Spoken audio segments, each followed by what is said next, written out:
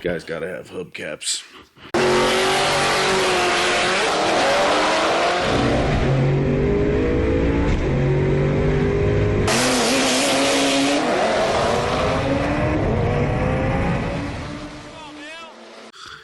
All right, I get questions about my Dragg Drive trailer, so let's dig into it with some detail.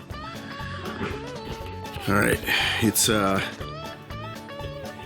4 foot wide, 8 feet long, like a sheet of plywood. It is aluminum, so we'll put it up in the air a little bit and I'll show you the underside of it, but it's all aluminum. Added this wood here in the front in case we have to carry fuel jugs or anything extra in the front. It does have trailer brakes. I think trailer brakes are kind of important because this trailer, my last one weighed like 1,600, 1,700 pounds, and it was like a 5x6, not aluminum, but this one's bigger, and we definitely have a little bit more stuff in it, so I would guess it's 1,600 pounds. But the trailer brakes are pretty nice, and this emergency brake, in case something breaks and this thing comes off, this thing will set the brakes on the trailer so it doesn't end up in a ditch like lots of guys happen when their trailer hitch breaks. And here is the trailer hitch right here. So this is what goes in the back of the car. It is a legit 1.25 inch, 2-inch ball. There's the car up here, so you can see. Back here is the trailer hitch. Same place the parachute mounts. So it's pretty tough. That stuff needs to be pretty rugged. I like to save weight, but I'm not going to save weight there because that stuff can't fail. So a couple other points. These are 15-inch wheels, and I think that a 15-inch wheel, I think the biggest wheel you can put on it is important because larger diameter wheel means there's a slower bearing speed or hub speed. And of course I only drive 55 miles an hour, but the trailers with the little tiny tires, like the Harbor Freight ones, lots of bearing and wheel failures because there's so much bearing speed going on, and a 15-inch wheel is going to be better. The tire is much more durable. This is a trailer, I think it's a trailer tire. It says Power King on it, but you can see it's a 225, 75, 15. I don't remember how many ply it is. I just put new tires on it because I got like 30,000 miles out of the last set and they were just worn out, but 0 tire failures. So that's pretty good. This is a Ford. I think most trailers have a Ford lug pattern, which is nice because if I was to get a flat, and I do have a spare, but my front tires, the back, my car is all Ford lug pattern, but the backs have the big studs on them. But the fronts, I could swap one of these tires with a front tire on the car in an emergency or something. So a guy could do that for sure. Let's see, what else on the outside? Oh yeah, of course. Has a little hail damage, which is not my favorite, but 100-watt solar panel. I'll get into that too. But don't run a generator, and I don't need one because it has the solar panel. There's a deep cycle battery inside it with a solar charge controller and an inverter. So when we dive into the trailer, there's a power strip. Like, this thing makes power all day long. So, and that deep charge battery, deep cycle battery, that thing will run lights and everything all night if I need to. But I like to get my beauty rest, so try not to be up all night with it. Another thing worth noting on the spare tire, I recently moved this to the outside of the trailer, and so there is a bolt to the side, like it mounts on the side there, but we put this thick aluminum plate on the bottom. So that actually, the tire sits on that because it's too heavy to rest on the side of the trailer. It would just mess it all up. So it pretty much sits there, and then the tire mount on the side just keeps it from falling off. All right, uses these latches that'll accept, you know, these padlocks here, if you want to put those in there. So these are adjustable. You can see the adjustment there if you need to, and that's how they open. And then I'm going to set this down so you can see when I open the lid how this thing works. All right, so the lid just opens like this. I use aluminum rod in here to hold it up. And then there's this safety cable here, because if the wind is whipping, I don't want it to flop the thing over. I'm going to unload this, but you can see it holds what we need for a drag and drive event, and there is extra space. So I'm going to unload this, and you can kind of see what all's in here, and we'll get into some of the cooler bits and pieces of the trailer. All right, let me show you the back door also. So it's got a double lock. You can lock that there, and then this has its own lock. So when you open it, obviously fire extinguisher. Again, this thing has also got a cable on it, but this lifts out so we can get in and out pretty easily. So set this guy down here. All right. And I did put plywood on all the inside, but let me show you the unload.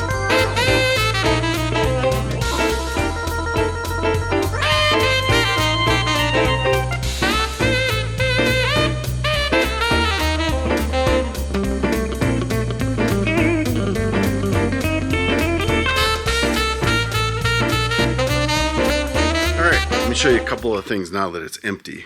So obviously there's one thing to retain one fuel jug.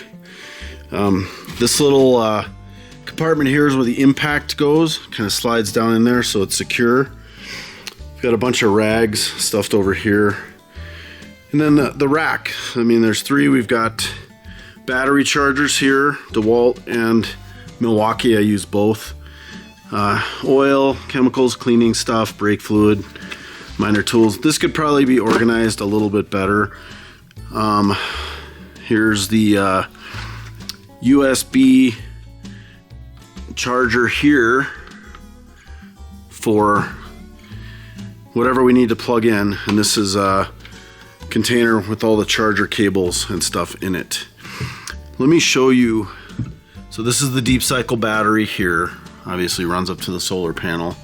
Harness comes over here. This is the charge controller here. It's sideways. This is the inverter. This one's a 1,000-watt inverter. Turn it on with a little button over here. It's beeping because this thing's been sitting inside, so the battery's not fully charged. Just because it hasn't been in the sun. But when that's on, it powers up this power strip so you can plug stuff into it. It also activates the USB and C charger here, so you can charge up phones or whatever you need. Probably one of the neatest things is, and this is a little plug here, but I do have a Billy bar in this. This is a wireless, it's removable. But we've got cargo lights. You can switch those on and off wirelessly. It's also got front lights, which you saw them come on. But that's if we need some light up front. Those can be turned on and off. And then it's got an interior light, which is here, obviously to illuminate the inside.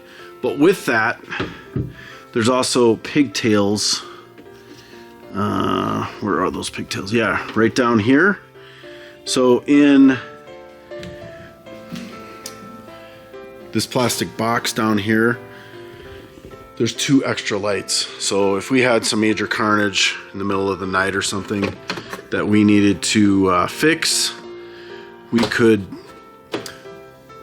plug those lights in, move them where we need to. They have pretty long cables, and then we have light source. All that's powered by the battery, deep cycle battery. So that's it in a flash, the inside. Let me show you one of the coolest things here. I gotta move the trailer a little bit so I can show you that, so stand by. Okay, so first thing we're gonna do is pop off these little arms here.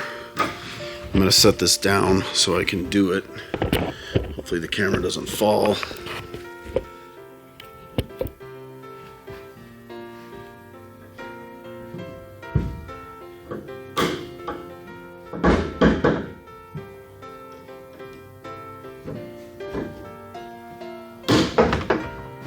Okay, now that those are off,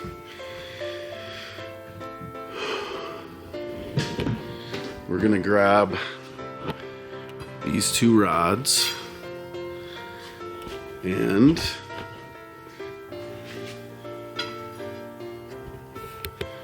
these rods. I'm gonna go in here and in here. So this is in a worst case scenario, but what this enables me to do, oh yeah, I forgot. I have to unhook the cable, which is at the top.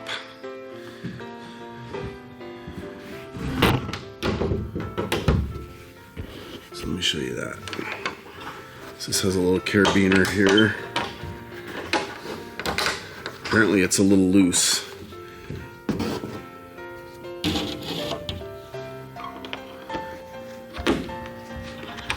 All right,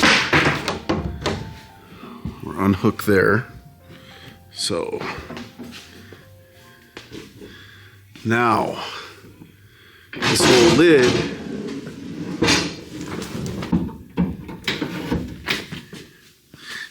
it's usually easier with 2 people, and usually you have a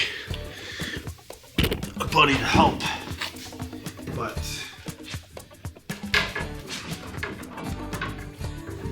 there we go. All right, now you have a 4x8 workbench that you can do whatever you need to on. So if that thing's deployed, we have problems. But that's what it looks like. Could also be shade, but this is the canopy here. It's a 10x20 canopy. And usually this is set up so we have lots of shade. But that's kind of nice, the workbench piece. Again, don't use it very often, but when I've had to, it comes in very handy. Those are the support bars. Go into there. It's pretty stable. It works pretty well.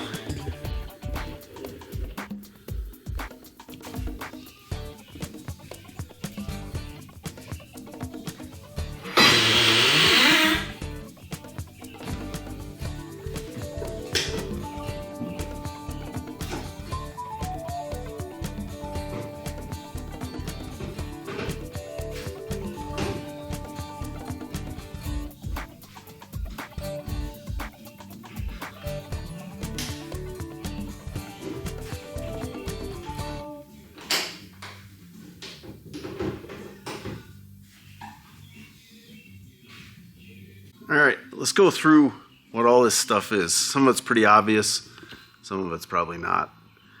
But let's go through it. So I've got these 2 fuel jugs here. These are to drain the pump gas into when we make the changeover to race fuel.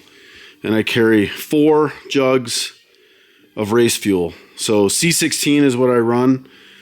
I just do that for many reasons. But this is the transfer tube here, and it has a Jiffy Tight connector, which there's a Jiffy Tight connector on the car, and it's on the return line, which is right in the trunk. So I'll disconnect it, connect this into it, and then I have a fuel pump switch that I can hit, and I can use the fuel pump to pump the either race gas or street gas out of the tank and then make the transition. So that's fuel. There's a big funnel, obviously, because we need that. Let's just go down the line. So this is a garden sprayer, and that's to help cool the intercooler between rounds, because it is an air-to-air intercooler in this car. There's the impact. We've got a 2-ton jack with the bars there. We've got, of course, a tarp and a moving blanket. This is to lay on the ground to make clutch or shock adjustments, whatever we need to. We have a spare hubcap, because you guys got to have hubcaps. This box here has the Milwaukee air compressor in it. That thing works pretty well. We've got, of course, the hubcap removal and installation tool. Some gloves, electric ratchet, little cleaner. These are the lights I was talking about that are on a cord. So if we need extra light, I can plug those in. There's extra battery packs here and here. Some rags, various odds and ends in here. A lot of stuff I haven't cleaned up yet from last season. That's just kind of a quick little junk box that we have. You can put just random stuff in that we need to keep handy and just shove in at any given interval. Okay, we've got a leaf blower with the end kicked up 45. That's to help cool the clutch between rounds. This is the cover for the 10x20 canopy, which is there. And that thing's a lifesaver. Like when you need shade, like it's the jam. We have a big jack there, and then 2 smaller jack stands there. This is kind of cool. So the car has onboard air with an air compressor for running the boost controller and the pneumatic chute launcher.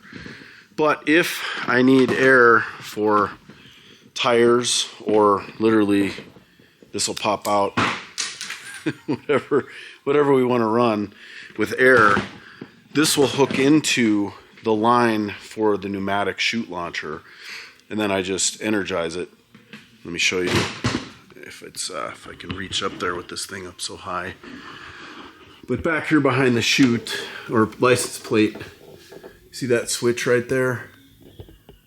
So that is it's right there. So that's a pneumatic switch. It looks like an electrical switch, but it's a pneumatic one.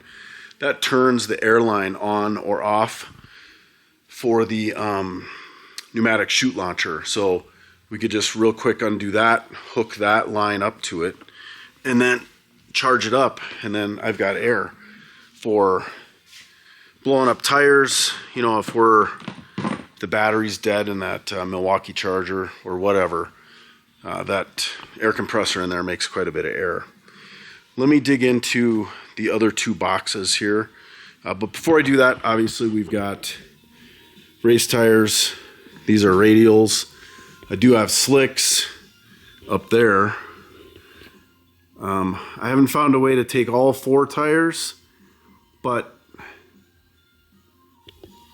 I can take either radials or slicks, but kind of made the jump to radials, so I don't see that we're going to be doing anything with the slicks anytime soon. And then the front runners are there. So that works out pretty well. As far as tools, I'm not going to go through the tool boxes themselves, but we've got a regular metal toolbox and then a tool bag. I love this because you can carry it super easily, rolls up, and you can put tools on both sides of it, so that's kind of nice. But let me dive into box number 1. Hold on. Okay, so I did have this trailer built, and when I built it, I wanted to make sure it was tall enough to fit 2 of these Home Depot boxes stacked on top of each other, but I didn't want the trailer too tall. My last one was pretty tall, and it was like dragging a barn behind you, plus I couldn't see out of the rearview mirror. This one is just low enough that I can actually see between the solar panel and the top of the trailer. I can see out the back view mirror and see, so it worked out pretty nice. And when we get this thing up in the air, I'll talk about the axle and why I chose a torsion axle over leaf springs. I think that's important, but let's dive into these boxes. So the first box, this one sits on top. This box has everything to change the car over from street mode to strip mode. This is a piece of wood here to hold the clutch pedal down to help cool it between rounds. This gets installed when we turn the car over. This is the rear disconnect for the battery. Window net lives in there. There's these 2 guys. These are shock extenders that we install to extend the shock to give me more extension at the track. Obviously, we've got fire shirt. We've got shoes. We've got our pants, fire suit anyway. Hans device lives in here. I like these. If I can say my 2 bits, Hans device, in my opinion, and there's some online videos of them, way safer. Those donuts you put around your neck, I don't know what they really do. They're not going to save you from breaking your neck. A Hans device 100% will. So definitely consider upgrading to one of those. We've got some extra pig mat or oil dry in here for the belly pan. My helmet, and inside the helmet I keep the head sock, and it's the style that has the 2 little straps, so if there was an accident they can use that to pop. Maybe I'll just show you. Hold on, let me put this thing down. Alright, here's the helmet, nothing too fancy. Gloves. This is the head sock. Pretty sure they're NHRA required to have one, but I don't know that they have to be like this. So let me just show you. Let me put this guy on. So these finger holes here, they can use this to pop the helmet off of your head without wrenching your head around. So like if there's an accident and you need to take your helmet off, these are really nice. Pop the helmet off. And that's just a nice safety feature. But if you're wearing your Hans device, real good chance you're not going to have neck injuries. So that's kind of nice too.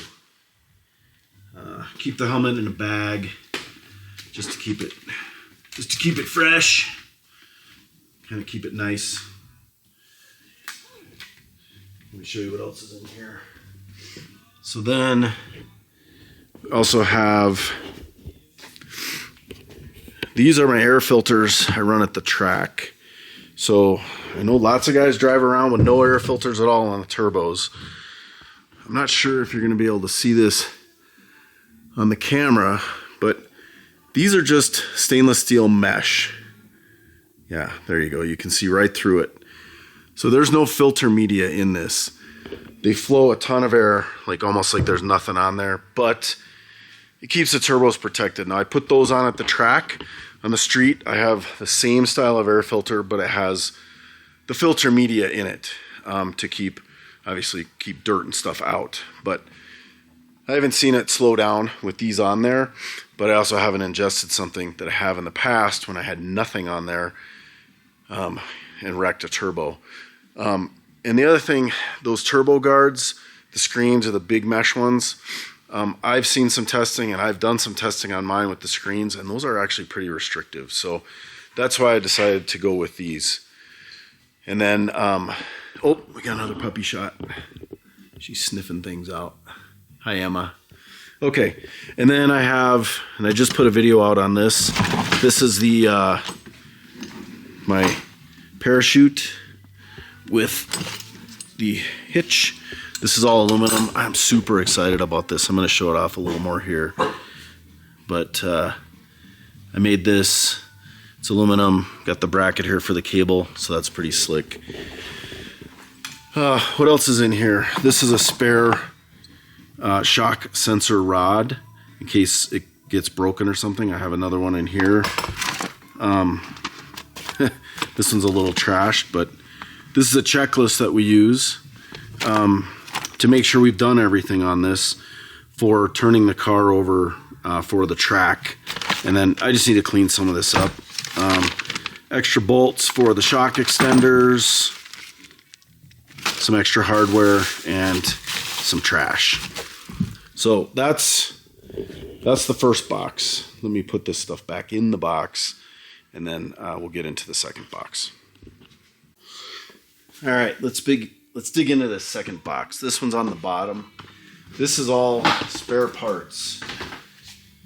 Now, probably not gonna take everything out of it because I don't need to, because I'm a bit of a nerd, but I have spare parts supply list, so I know what's in this box.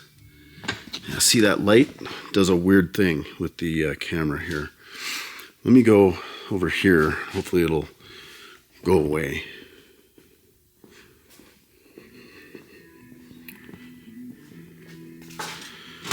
Okay, so spare parts list. I've got what the part is. I have the part number, and then I have the application or vendor. So for example, the alternator belt here, there's the part number, and then here's the application. Because if I have to go into a parts store, I can't just give them a part number, it seems like. I gotta tell them this is for a 93 to 01 Honda Prelude, and then they'll be able to find it. Yeah, that's it. Now, another thing that I do, and I got this from a guy that I know, super smart, but all the schematics for the car, that parts list, all of this stuff I store on a Google Drive so that I can access it from my phone anywhere. Like if I was to lose that piece of paper, it's okay. My phone, I can pull it off of there. So all that stuff is kept, and I update it, but it's kept on the Google Drive. Part numbers, diagrams, instruction sheets, all that sort of stuff is on the Google Drive.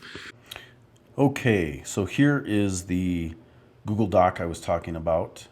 So for example, I've got a whole sheet here on the whole build of the car with the item, the manufacturer, the part number, the vendor, the price, and notes. So broken out, like there's engine, turbocharger system, cooling system, exhaust, accessories, electrical, engine compartment, drivetrain, rear axle, front suspension, rear suspension, fuel system, on and on. So this just helps me keep track of what's on the car, what's been installed when I need parts.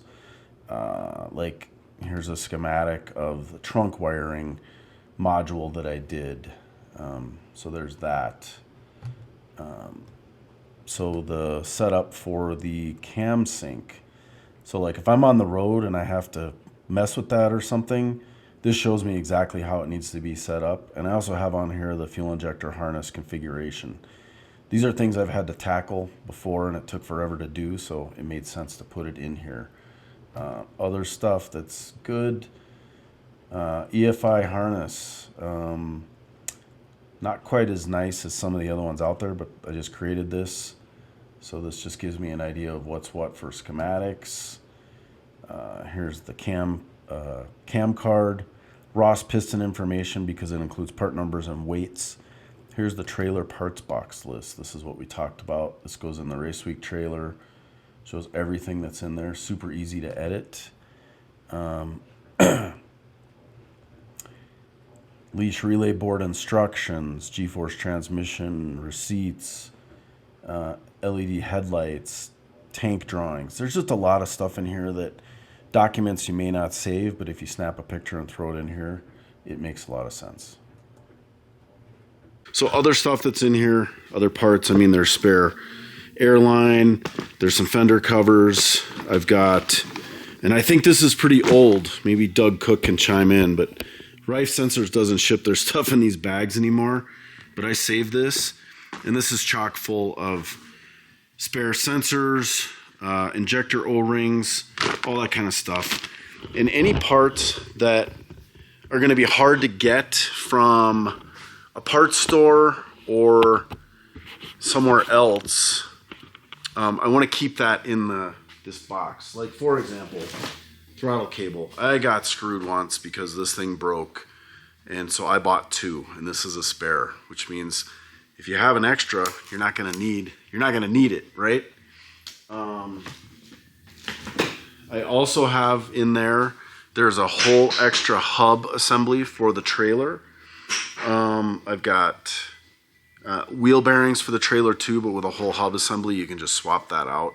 Again, I've never needed it, but it's one of those things that if you're stuck in the middle of nowhere and you've burned up bearings or something, or someone else has, maybe you can help them out. You've got a whole spare hub assembly. I think that's about it. Let me get this thing loaded back up, and then we'll lift it up in the air, and I'll show you the build on the trailer, and we'll talk about a few other things underneath.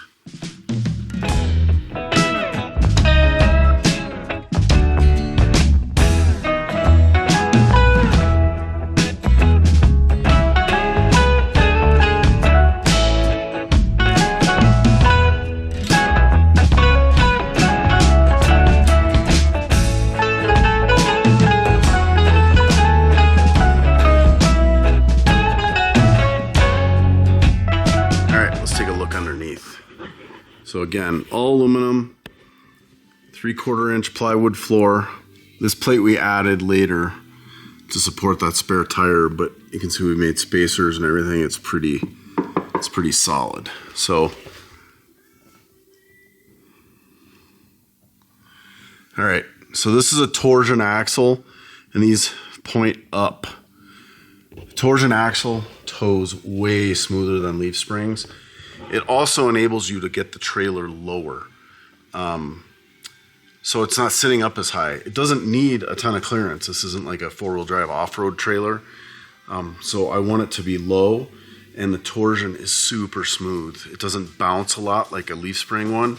And you can see that this has trailer brakes in here.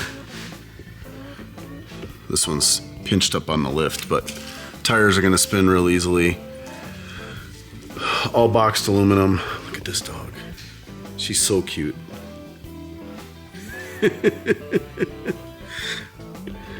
That's Emma. She's 4 months old.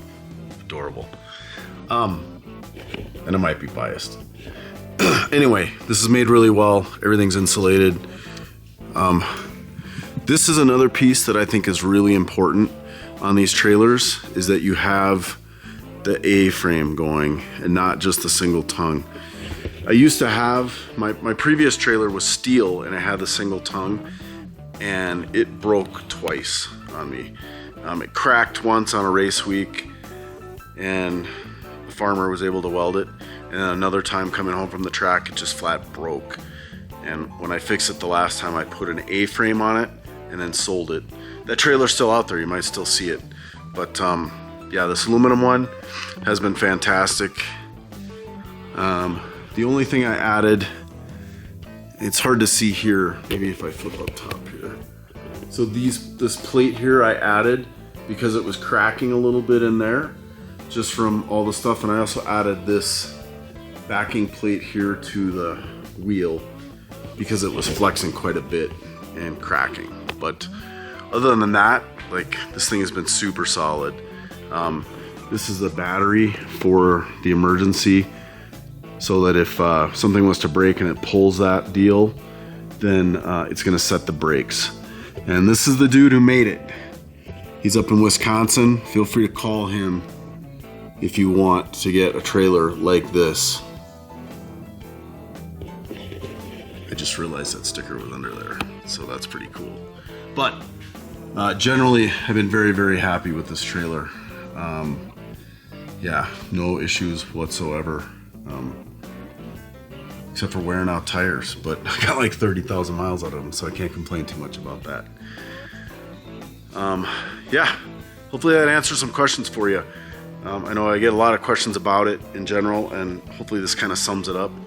It's got a couple of neat options. It's not as fancy as some other ones that have dedicated tool storage areas and all that, but it's fairly simple. It's just a big box that rolls down the road, and it gets it done. So, and I've probably, like I said, wore out a set of tires, but at least 30,000 miles on this thing so far. And I had a trailer before that I don't have any idea how many miles I put on that one. So it gets used, but that's it. Over and out. I'm gonna watch this dog play.